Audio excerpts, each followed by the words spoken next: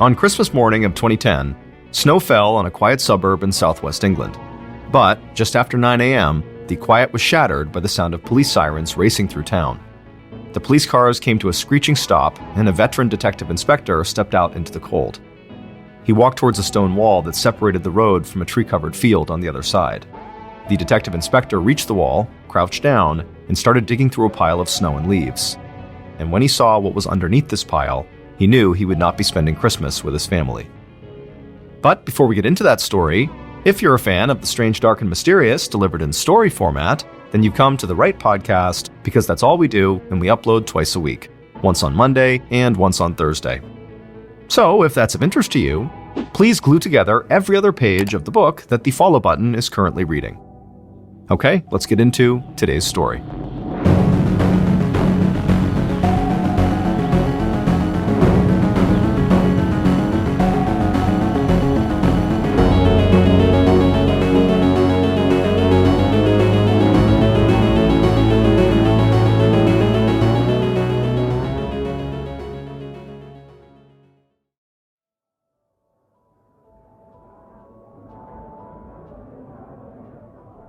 At 6 p.m. on Friday, December 17, 2010, a 25-year-old woman named Jo Yates sat drinking and listening to Christmas music at the Bristol Ram pub with some of her co-workers in Bristol, England.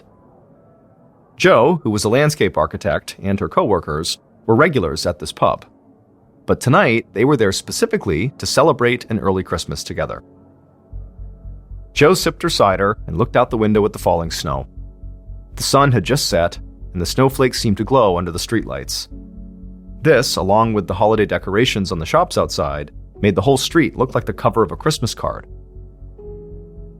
Jo looked away from the window and joined in on the conversation with her coworkers, who were talking about their various holiday plans. Jo said she was very excited because this was the first Christmas she was going to spend with her boyfriend, Greg Reardon. Greg had gone on a weekend trip, but when he got back, they were going to spend a week with their family and then travel, just the two of them, to Scotland for Hogmanay, which is like a Scottish New Year's celebration. As Jo spoke about Greg, she couldn't help but smile. A few years earlier, she'd been a university student just trying to figure out what she was going to do with her life. And now she had a great job, she had a perfect little flat, and the man that she loved, Greg, had recently started talking about getting married. Life was perfect. At about 8 p.m., so 2 hours after Jo had gotten to the pub, she wished all her coworkers a happy Christmas. She got up from the table, put on her long cream-colored coat, and headed outside into the snow. It was cold, about 27 degrees Fahrenheit, or almost -3 degrees Celsius, but Jo was used to the winter weather. She pulled her coat collar up around her neck and started walking home to her flat, which was about a 30-minute walk away. After walking for a while, Jo ducked into a convenience store to grab a frozen pizza, and then after that, she went into a small shop called Bargain Booze and bought 2 bottles of cider. And so now, with her food and drinks in hand, Jo continued the walk home. She knew her flat would feel empty without Greg there, but she was still looking forward to spending a relaxing Friday night with her cider and her pizza, and of course, her cat. A little after 8:45 p.m., Jo finally approached her flat, which was a basement unit in an old stone house. Jo and Greg's landlord, a retired English teacher, lived in the unit right above them. Jo unlocked the outside door that led directly into her flat, and then she walked inside and put her food and drinks on the kitchen counter. She took off her coat and hung it on a hook near the door, slipped off her boots, and then called for her cat. But after calling for him, she didn't hear him clacking across the hardwood floor like she expected. She looked all around the flat, but she couldn't find him anywhere. Jo shook her head and went back to the kitchen. Her and Greg's cat was a bit of an escape artist. He frequently got out. Their landlord had found their cat in his place upstairs several times, and also, the cat had even made it across the small front garden to their next-door neighbor's place before. And so Jo felt confident the cat would come home when he got too cold, and so for now, she just grabbed a cider, cracked it open, and sat down in the front room. And after she'd only taken a couple of sips, she heard a knock on the door. Jo hoped it was her landlord returning her cat, so she got out of her chair, opened the door, and when she saw who was there, she gave a huge smile.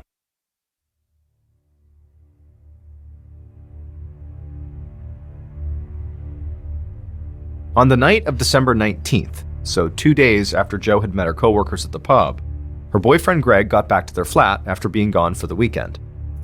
He unlocked the flat door, walked inside, and put his bag down on the floor. He was about to call out for Joe, but he heard a strange sound coming from the kitchen. His and Joe's cat was meowing, but it sounded like the animal was afraid or angry. Greg walked into the kitchen, and he saw the cat pacing back and forth in front of an empty food bowl. This was really strange, because Joe always made sure that bowl was full. And so Greg scooped some cat food out of the bag, dumped it in the cat's bowl, and then walked to the bedroom looking for Joe. However, she wasn't there. Greg figured she must have gone out with friends or something.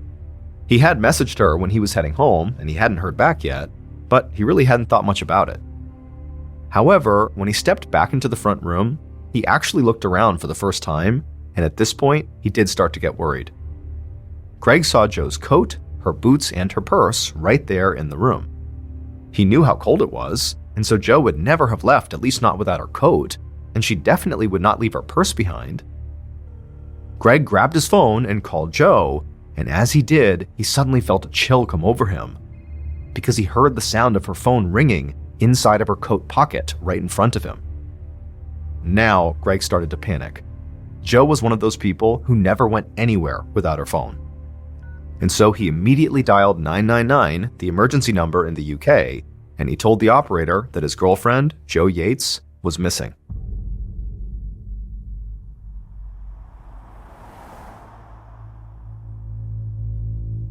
In the early morning of December 20th, about 4 hours after Greg called 999, Detective Inspector Joe Goff of the Avon and Somerset Police walked into the flat. D.I. Goff had been a police officer for over 20 years, and as such, he'd learned to remain even-keeled in almost every situation. He spoke in a soft, low voice, and the look on his face almost never gave anything away. Goff greeted a few uniformed officers who had arrived before him and walked over to Greg, who was standing in the front room looking frightened. The detective understood why Greg might be upset, but he didn't want to jump to any conclusions. Now, it was clear Greg's girlfriend had not been home when Greg got there, but besides that, the police didn't have a whole lot of information about what was even going on here. And so Goff introduced himself to Greg and asked him when was the last time he spoke to his girlfriend. Greg said that he had seen Joe a couple days earlier before he left town, but he hadn't talked to her since. Goff asked if it was odd that he would go 2 full days without speaking to his girlfriend. But Greg just shook his head and said no. He'd been busy while he was gone, and he figured Joe had been busy too, getting ready for Christmas, so that's why he must have missed her when he'd called. While Goff listened to Greg, he scanned the room. He could see Joe's coat, boots, and purse. Just like Greg, he did think it was strange that Joe would go out and leave all of those things behind. But still, this didn't prove a crime had occurred here. Goff also noticed 2 cider bottles sitting on a small table. One had a couple of sips gone, and the other looked untouched. Goff asked Greg if there was anything about Joe, like physical attributes or places she liked to frequent, that might point police in the right direction as they began this search for her. Greg gave a basic description of Joe. He said she was average height, had short blonde hair, and blue eyes. And he said she'd been hanging out with coworkers the night he left town at a pub called the Bristol Ram. Goff jotted all of this down in his notebook, got details of where Greg had spent the weekend, and then joined a couple of officers in the kitchen. After spending a few hours in the flat, Goff and the other officers had not found anything that stood out to them. There was no sign of forced entry, no sign of a struggle, and at least according to Greg, the front door had been locked when he got home. Goff told his team to speak to the landlord who lived upstairs, and also to Joe's other neighbors, to see if anyone had seen her in the last couple of days. For now, Goff was treating this as a missing persons case that he hoped would have a clear explanation and a happy ending. For all he knew, Joe had just left town without telling her boyfriend. Maybe she was with the person she'd gotten one of those ciders for. And maybe she took a different coat and purse with her and accidentally forgot her phone. I mean, it was just a thought, but either way, Goff felt confident he could retrace Joe's steps from the moment she left the pub and he could find her. Later that day, Goff sat at the station poring over CCTV surveillance footage from locations between the Bristol Ram pub and Joe's flat. Britain has more surveillance cameras per person than almost any other country in the world. This is why Goff felt so confident he'd be able to see exactly where Jo had gone on the last night anybody had heard from her. And he would be right. Using footage from storefront and street cameras, Goff followed Jo's walk out of the pub and through Bristol. Footage from inside the convenience store showed her buying the pizza, and he saw her go into Bargain Booze and walk out with 2 bottles of cider.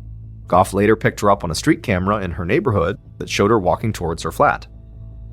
So, it looked like Jo had just gone home after going to the pub, and Goff could see she was wearing the coat and carrying the purse that had been found inside of her flat. However, Goff couldn't find any surveillance footage that showed Jo back on the street after she had gotten home. It was like she had gone inside of her flat and then just vanished. And when the entire day went by without any of Jo's friends or family hearing from her, Goff began to think that Jo very likely did not just ditch her boyfriend and leave town. And so Goff went to meet with Jo's parents, and when he did, he suggested they reach out to the press for some help. On December 21st, 2 days after Greg had reported Jo missing, Jo's parents went on the local news. They said they loved their daughter dearly, and they asked anyone who might have helpful information to please come forward. By the following day, Jo's story had hit the major newspapers in London, and her picture was being shown on TV news programs all throughout the United Kingdom. And soon, the story of the pretty young missing woman had become a public obsession.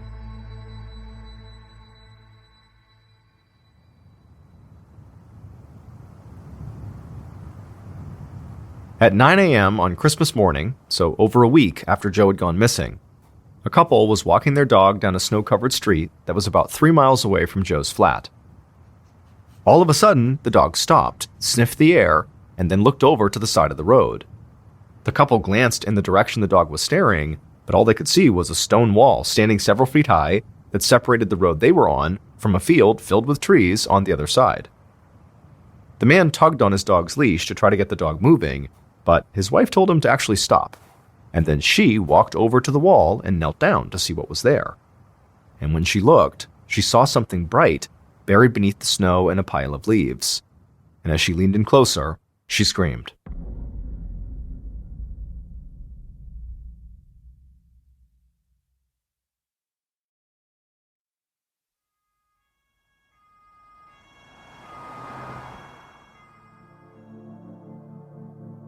A few minutes later, several police cars came to a stop on the road where the couple and the dog were waiting.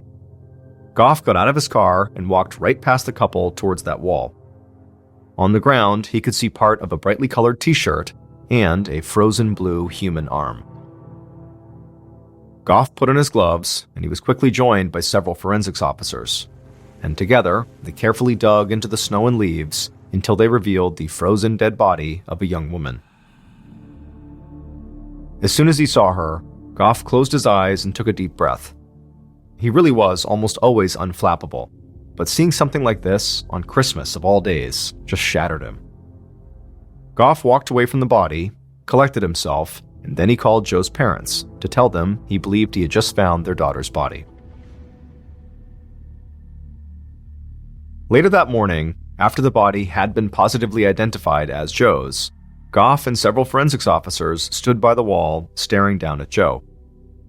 Goff wondered if maybe this was just a terrible accident. Maybe Jo had left her flat in a rush without her coat on, slipped on the snowy ground, and suffered some sort of injury that killed her, or that immobilized her and then she died of exposure. And because it had been snowing, her body would have quickly been covered and would have gone unnoticed. As Goff crouched down and searched the area around Jo's body, a few pieces of evidence jumped out at him. Jo was clothed, however, her shirt had been pulled up around her neck, exposing one of her breasts. He also saw bruising on her throat, and so right away this did not seem like something that would happen from a fall. It looked like something that would happen in a sexual assault. Also, Goff noticed that Jo had on only one sock, but more specifically, he saw the bottom of her bare foot and the bottom of the sock on the other foot were totally clean. There was no dirt, no leaves, or any other sign that she'd been walking around in this area. It was like she'd been dropped here. Goff heard somebody call his name, and he turned to see a forensic biologist crouched down looking at the wall nearby, gesturing to him. Goff joined her, and she immediately pointed to a section of the wall. Goff looked, and he saw there were bloodstains running vertically up this one section of the wall, almost from the very top to the bottom. He looked at the forensic biologist, a bit confused. She told him that these stains were not the kind of blood spatter that would occur from an attack. Instead, these were stains that would have been left when someone tried to lift Joe's bloody body over the wall and failed. Goff stood up and peered over the wall. On the other side was just a big field full of trees. Had someone been able to actually dump Joe's body onto the other side of the wall, meaning had they not failed to get her over, there was no telling how long it would have taken for someone to finally find her. Goff exhaled, and he could see his breath hanging in the air. The way Joe's body had been found, and the bloodstain on the wall, made it pretty clear this was no accident. He now had a murder investigation on his hands. Goff also felt sure that Joe had not been walking along this road when she died. So his first thought was that she had been murdered somewhere else, probably near her flat, and then driven and dumped here. Goff knew the forensics team had a lot of work to do. However, they seemed very optimistic that the snow and the low temperatures had helped preserve the body, and so they hoped they'd be able to find blood or other DNA samples that might lead them to Joe's killer. So Goff left them to it, got in his car, and headed back to the station. Now that he was investigating a murder, he knew where he had to start, with Joe's boyfriend, Greg.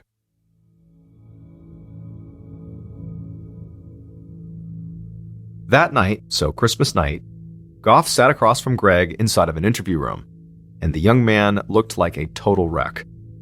He told Goff this was supposed to be the first Christmas he and Joe were going to spend together, and he couldn't believe this was happening. However, as upset as Greg was, he was very cooperative throughout the interview. He gave Goff all the details of his weekend trip again, he again told the story of what had happened when he first came home, and he agreed to submit DNA samples. After that, Goff let Greg go. Since Greg was the victim's boyfriend, the detective would not completely cross him off the suspect list. However, Goff had already followed up on Greg's alibi after they met that first time, and it had checked out. Also, because there was no surveillance footage of Joe after she had gone inside of her flat and then disappeared, Goff believed the only person who could have carried out this murder would be somebody who lived basically inside of that building that the flat was in, because that's the only way they would escape being seen on camera going in and out of her place. And because this case was now all over the news, lots of other people in the United Kingdom were beginning to speculate the same thing. The killer must have been inside of that building when Joe went into her flat. But before Goff could even decide what to do about this theory, he got a phone call. On the other end of the line, he heard the sound of an older man's voice who was speaking with a very proper, posh English accent, and this man quickly introduced himself as Chris Jeffries, Joe and Greg's landlord and upstairs neighbor. And Chris told Goff that he had seen the news about the discovery of Joe's body, and he believed he had information that would help. He said on the night Joe went missing, he had seen a few people he did not recognize walking along the side of the house. In the days following this phone call, Goff followed up on the details of Chris's story, and the detective got the feeling that the landlord was not telling him the whole truth. The landlord, Chris, had been aware of the investigation since the moment police showed up after the 999 call. In fact, members of Goff's investigative team had taken a statement from Chris because he owned the building Joe lived in and was her upstairs neighbor. Now it struck Goff that during that initial meeting, Chris had not mentioned these strangers he'd supposedly seen near the house.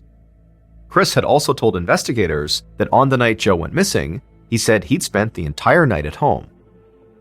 However, since that initial conversation, Goff had reviewed additional surveillance footage. And late on the night of December 17th, the last night anyone had seen Joe alive, Goff saw a car on that footage that looked a lot like Chris's car driving across a nearby suspension bridge, indicating he had not been home the whole time. So, on December 30th, 5 days after Joe's body was discovered, Goff met Chris at the police station and escorted him directly to an interview room. Chris had long white hair and he wore a sports coat and carried this small leather satchel.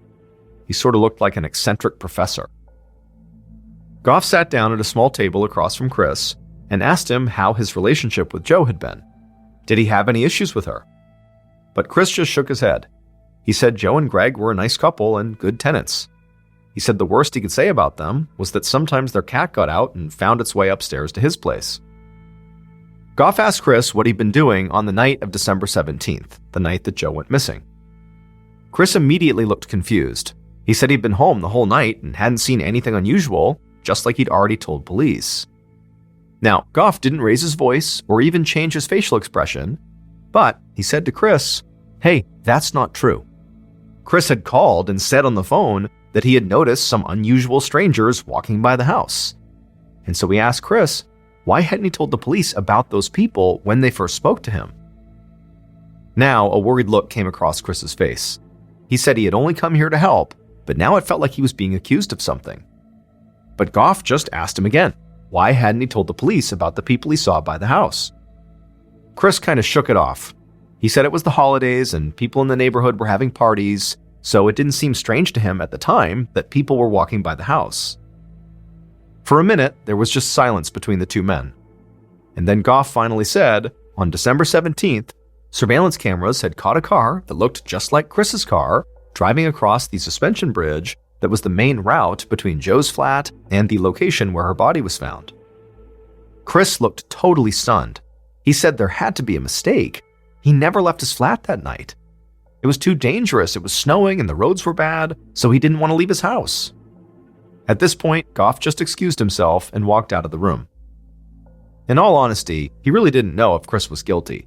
Chris had easy access to Jo's flat, and that car on the surveillance footage could possibly be his. This was just too much to ignore, and so Goff needed a bit more time to fully dig into Chris's background and his seemingly flimsy alibi. Under British law, in the case of serious crimes like murder, police can apply to a magistrate to hold potential suspects for 36 hours without charging them. Goff felt confident a magistrate would allow him to hold Chris. And Goff was right. That night, police arrested Chris, took a DNA sample, and transferred him to a jail cell in a nearby facility. And for the first time, Goff felt like he had a legitimate suspect.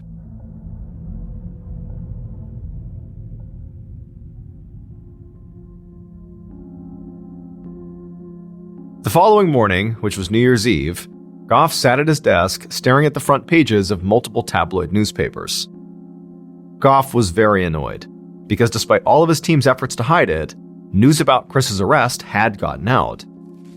Goff flipped open one of the papers, and as soon as he did, he got even more upset. The paper had basically decided that Chris had murdered Jo. It was not just that he was arrested, but no, he was the killer. And their proof? Well, just how he looked and how he spoke. However, as upset as Goff was about this, the tabloid headlines actually ended up benefiting his investigation. Because that morning, while Goff waited to secure a search warrant for Chris's flat, he got a phone call. This caller said his name was Vincent Tabak, and he lived in the building right next to Jo's that also happened to be owned by Chris. Vincent said he had seen Chris's car earlier that night facing one direction, and the following morning, Chris's car was facing the opposite direction. When Goff heard this, he started to get excited. If he could prove Chris was lying about staying home on the night Jo went missing, he might be able to definitively link Chris's car to the one he'd seen on the suspension bridge in the surveillance footage. After Goff hung up, he immediately asked a detective on his team to follow up with Vincent to see if he might have seen or heard anything else that night. And then soon after that, Goff got the approval for his search warrant, and so he and his team headed over to Chris's upstairs flat. It was New Year's Eve, and as Goff drove across town, he believed he might actually be able to close this case before people all across the country popped open champagne bottles and welcomed in 2011. When Goff and his team walked inside of Chris's upstairs flat, it felt like they'd stepped into a library. The walls were lined with shelves that were overflowing with old books. Goff told his team to split up and begin their search, and it didn't take long before one of them called out from the kitchen. And so Goff and the other officers walked into the kitchen, and they found that officer sitting on the floor holding something that he'd found tucked under one of the kitchen cabinets. When Goff bent down to get a better look, he thought he was looking at the smoking gun that would wrap this case up, because the officer on the floor was holding a pair of trainers, the British word for tennis shoes, and one of these trainers looked like it was stained with blood. Even the normally calm and collected Goff could not hide his excitement. Between this shoe, the call from the next-door neighbor, and the surveillance footage from the bridge, Goff felt like he was close to having enough evidence to build a strong case against Chris. And so officers bagged the trainer and had it sent off to the crime lab for expedited testing. And by the following day, which was New Year's Day of 2011, the lab came back with the test results. And on the same day, the lab also reported that they had run tests on DNA samples they'd found on Joe's clothes and skin. And when all these test results came in, Goff knew that they had found Joe's killer.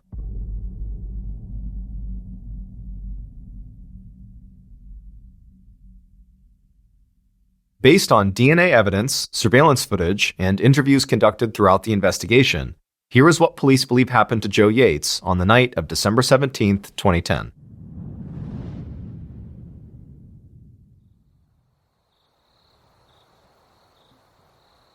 Around 8:45 p.m., the killer stood outside of Joe's front door holding her cat.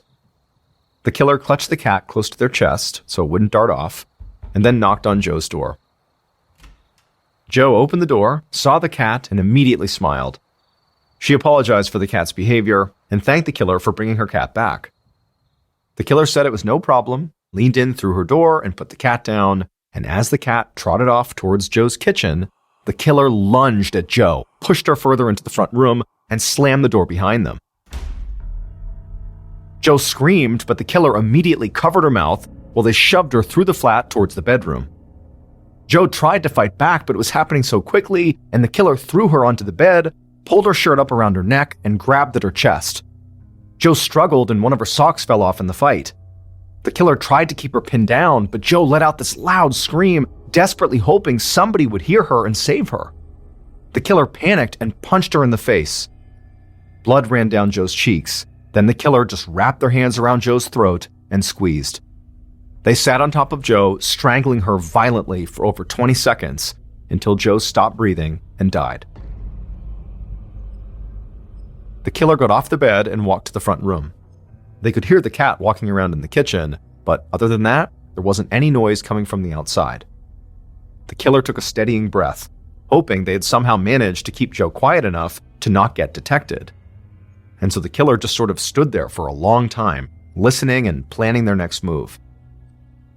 About an hour after the killer had arrived at Joe's, they went back into the bedroom, picked up Joe, and carried her to the front door. With Joe in their arms, the killer opened the door, quickly locked it from the inside, then they stepped outside and closed the door behind them. Then they rushed to their car, opened up the trunk, and dropped Joe's body inside. Then the killer got in their car and sped across town in the snow. When they reached a dark, empty road with a wall running alongside it, they pulled over and got out. They scanned the street and saw nobody was nearby, so they carefully opened up the trunk, picked Joe up, and carried her over to the side of the road near the wall. The killer tried to lift Joe's body over the wall, but they just couldn't do it. She was too heavy. And so her body slid down the wall, leaving bloodstains on the wall from her face and neck. Finally, the killer just dropped Joe onto the snowy ground. They piled more snow and leaves on top of her, and then ran back to their car and drove off. A few minutes later, they stepped back inside of their flat, hoping nobody had seen what they just did.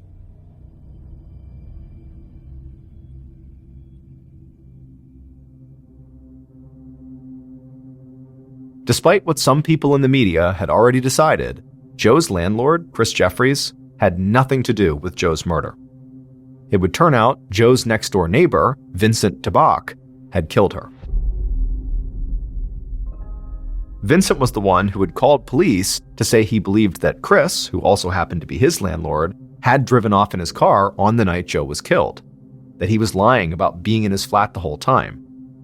Vincent had called police after reading about Chris's arrest in the tabloid newspapers, He thought it was a great opportunity to distance himself from the crime and solidify the police's belief that Chris was the killer.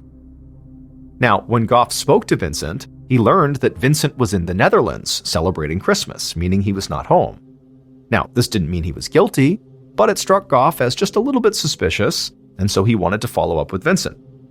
So Goff contacted authorities in the Netherlands, and then Goff sent a detective from his team out to the Netherlands to meet with Vincent in person. Now, the interview itself did not provide any new information. However, the detective was able to get Vincent to submit a DNA sample. When the test results for the trainers that had been found in Chris's flat came in from the crime lab, it would turn out that even though there might have been blood on them, there was no connection to the murder at all. However, the DNA samples taken from Joe's body and clothes that the crime lab had just tested as well did match the sample that Vincent had provided. After these results, Goff went back to the surveillance footage of the suspension bridge that was near the road where Joe's body had been found. The car in that footage was not Chris's after all, and police would soon discover that Vincent had taken a different, less direct route to the road, which is why he was never seen on camera. Goff secured a warrant, and he and his team searched Vincent's apartment. While they didn't find any specific evidence pertaining to the crime there, Vincent had been watching violent pornography on his computer, most of which featured men assaulting women and strangling them. After police arrested Vincent, they would learn that he didn't really have any real relationship with Joe. He had just seen her around the neighborhood and thought she was pretty. He had also brought her cat back to her in the past. But over time, Vincent developed a violent obsession with Joe. He wanted to have sex with her and strangle her. And as Christmas of 2010 approached, Vincent decided he didn't want to wait any longer to act on this obsession. And when he saw Joe's cat outside on December 17th, he saw his opportunity. Vincent showed up at Joe's flat, returned her cat, and then killed her. Vincent was found guilty of murder and was sentenced to life in prison with a minimum of 20 years. As for Joe's landlord, Chris Jeffries, who was all but proclaimed guilty in much of the UK media, he's spoken at length in interviews, telling his side of the story and saying how all he had wanted to do was help the police solve a horrible crime.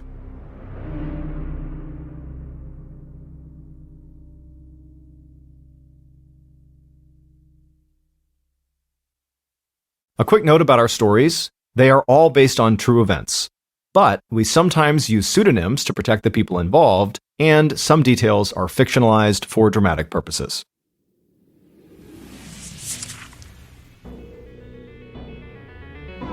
Thank you for listening to the Mr. Ballen Podcast. If you enjoyed today's story and you're looking for more bone-chilling content, be sure to check out all of our studio's podcasts.